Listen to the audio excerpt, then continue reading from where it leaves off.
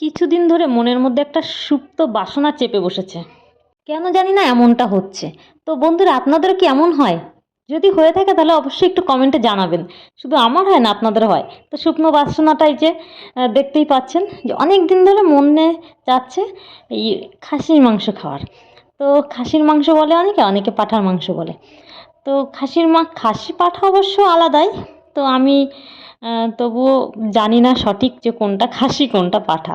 কারণ বাজারে বিক্রি হয়, তো বাজার থেকেই আনা হয়েছে। আমি ঠিক বলতে পারবো না। যারা অভিজ্ঞ খুব তারা বলতে পারবে। তো আমি খুব একটা খাওয়া হয় না আমার, কারণ আমার সাধ্যের বাইরে এটা। কারণ আমার ইনকাম তো খুবই কম, আর এটা অনেকটাই কস্টলি। মানে অনেক ইনকাম যাদের থাকে তারাই মানে রেগুলার না হোক সপ্তাহে একদিন বা মাসে একদিন খেতে পারে, কিন্তু আমার অতটা ইনকাম না। তো আমার বলতে গেলে বছরে একদিনই হয়। আর বিশেষ করে আত্মীয় স্বজন খুবই কম আমার। ওই যে একটা কথাই আছে না, যে যার সব আছে তার আত্মীয় স্বজন আছে, আর যার কিচ্ছু নেই তার আত্মীয় স্বজনও নেই। তো এরকমই একটা বিষয়। তো আমার ক্ষেত্রেও তাই। তো আমি যা আমার মন চায় খেতে ইচ্ছে করে সেটা আমার নিজেরই করতে হয়। তো বন্ধুরা, আমি রান্নায় লেগে পড়েছি। ওখানে তো দেখালামই যে মাংসটা ধুয়ে বেশ প্রেসার কুকারে বসিয়ে দিয়েছিলাম, আর সিদ্ধও হয়ে গেছে এখানে, আর গলেও এসেছে। তো এখন রান্নার মূল পর্বে যাওয়া যাক। তো কড়াইতে আমি ফোড়ন দিয়েছি, ফোড়ন দিয়ে বসিয়ে দিয়েছিলাম জিরে লঙ্কা দিয়ে। আর সব কিছু মশলা আমি বেটেই নিয়েছি এখানে। বাটাবাটিও কমপ্লিট হয়ে গেছে, আলু কাটাকাটি হয়ে গেছে, তো সবই তো দেখালাম। তো এইবারে মেন প্রসেসটা শুরু হবে। আর এখানে আমি আমার চই ঝালটা না খুব প্রিয়, খুব। তো চই ঝালটাও আমি কেটে রেখেছি। চই ঝাল ছাড়া কেন জানি না আমার খাসির মাংস একদম মানে বেমানান মনে হয়।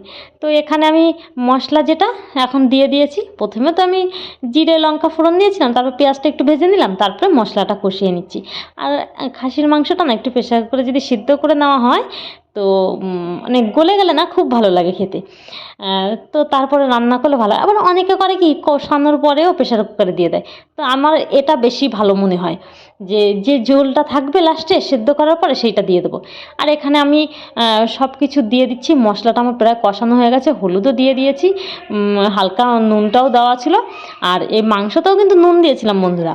আর এখানে মাংসটা এখন দিয়ে কষিয়ে নিচ্ছি। এটা বেশিক্ষণ কষানো লাগবে না, মিনিট 5 মতো কষালেই হবে।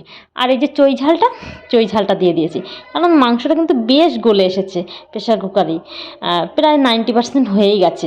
তো তারপরে আর এই যে টমেটোটা দিলাম এখন।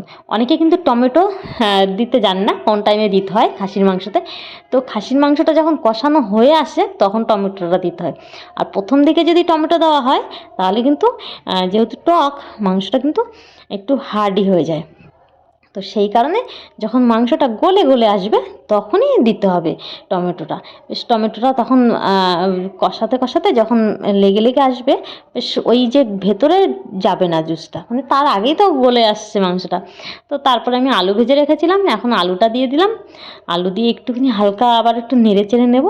নেড়ে চেড়ে নিয়ে তারপরে আবার জল দেবো। তো তার আগে একটুখানি ভালোভাবে একটু নেড়ে চেড়ে নিই, আর দেখতে হবে চইটা হয়েছে কিনা। আর এখানে যে আমি সেই সেদ্ধ করা যে জলটা ছিল এই জলটাই দেবো, এক্সট্রা কিন্তু আলাদা কোনো জল দেবো না। এই জলটা একটু বেশি করে দিই সিদ্ধর সময়, যে ওই জলটা দিয়ে দেবো। তো দেখো জলটা দিয়ে দিয়েছি আমার পুরো, কিন্তু আমি যতটা ঝোল রাখবো সেই পরিমাণ মতো আমি জল দিয়ে দিয়েছিলাম। আর এখানে ফুটেও এসেছে। আর টমেটোগুলো দেওয়াতে না কালারটা আরও সুন্দর এসেছে। এমনিও তো খাসির মাংস রান্না করলে পুরো লাল হয়ে যায়, আর টমেটোগুলো তো দেওয়াতে না আরও সুন্দর হয়েছে কালারটা। এই দেখো আমি নামিয়ে নিয়েছি, কত সুন্দর দেখতে লাগছে। এখন খাওয়ার পালা। তো খাওয়ার জন্য সময় ভালো জিনিস বেশি দেরি করতে নেই, তাড়াতাড়ি বসে পড়তে হয়। তো আমি অন্য আর কিছুর জন্য অপেক্ষা করলাম না। আমার যেহেতু প্রিয় খাসির মাংসের পাতলা ঝোল, তো আমি নিয়ে বসে পড়েছি। আর হ্যাঁ, ঝোলটাও কিন্তু আমি পাতলাই করেছি, কারণ আমি মশলা কম পছন্দ করি। আমি খুব বেশি তেল মশলা পছন্দ করি না।